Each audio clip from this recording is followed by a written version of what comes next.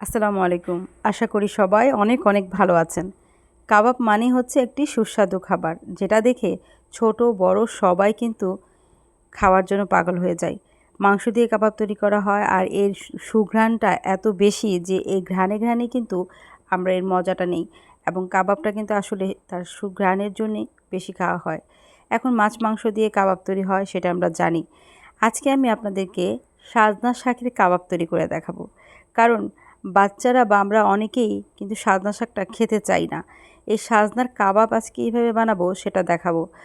আমি এখানে 2 ধরনের ডাল, মুসুরি এবং খেসারি ডাল ভিজিয়ে রেখেছি 2 ঘন্টা যাবত। এই ডালগুলো ভালো করে ভিজানো হলে, নরম হলে আমি এগুলোকে ব্লেন্ড করে নিয়েছি। ভালো করে ব্লেন্ড করে নিয়ে এবং সাজনা শাকটা ধুয়ে কুচি কুচি করে কেটে এই ডাল বাটা এবং সাজনা শাক কুচির সাথে কাঁচামরিচ, পেঁয়াজ এবং হলুদ, মরিচ, যেই মশলাগুলো আমরা কাবাবে দিই সেগুলো দিয়েছি, আর সাথে একটা ডিম দিব। কারণ ডিমটা হচ্ছে কাবাবকে নরম করে, আর কাবাবে কিন্তু ডিম ইউজ হয় যাতে কাবাবটা সফট থাকে। আর এতে আমি একটা স্পেশাল মশলা দিব, সেটা হচ্ছে ম্যাজিক মশলা। এটা খুব টেস্ট দেয়, বাচ্চারা পছন্দ করে। এখন এতে আমি কিছু বেসন দিব, প্রয়োজন অনুযায়ী একটু বেসন দিয়ে এই সবগুলো উপকরণ আমি একসাথে মাখিয়ে নেব।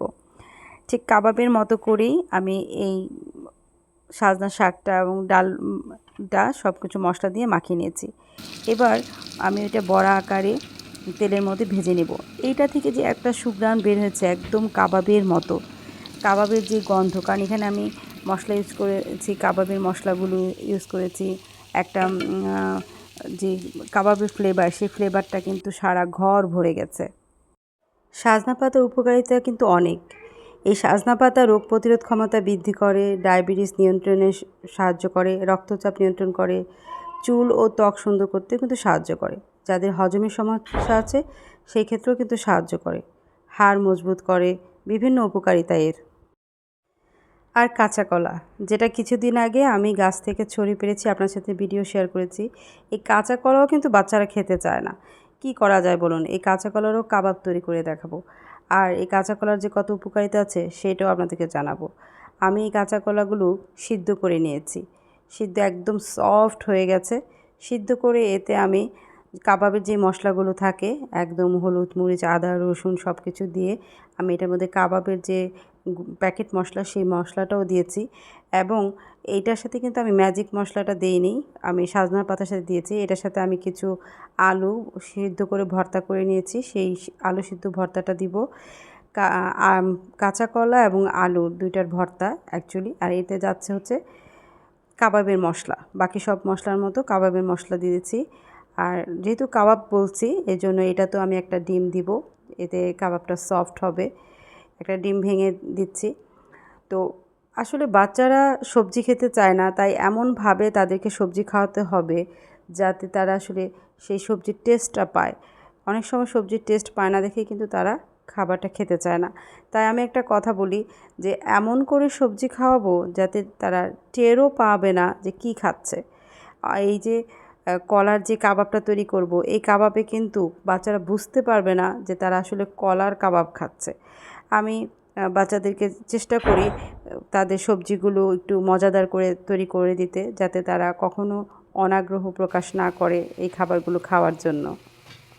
কাঁচা কলা কিন্তু হজমে সহায়তা করে, ডায়াবেটিস নিয়ন্ত্রণেও সহায়তা করে, এবং অবাক হবেন ওজন কমাতেও সাহায্য করে। যাদের পেটে গ্যাস ও আলসার আছে তাদের ক্ষেত্রে কাঁচা কলা কিন্তু ভীষণ উপকারী এবং রক্তচাপ নিয়ন্ত্রণে সাহায্য করে।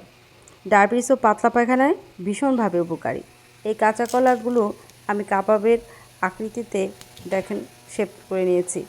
এখন বেসনের একটা গোলা, যেটার সাথে আমি একটু আদা, রসুন, জিরা ফাঁকি এবং হলুদ মরিচের গুঁড়া দিয়ে আমি একটু বেসনের একটা গোলা তৈরি করে নিয়েছি। এই গোলার মধ্যে আমি একটা একটা করে কাবাবগুলো দিয়ে একটা কাঁটা চামচ দিয়ে এগুলোকে উল্টিয়ে দিব।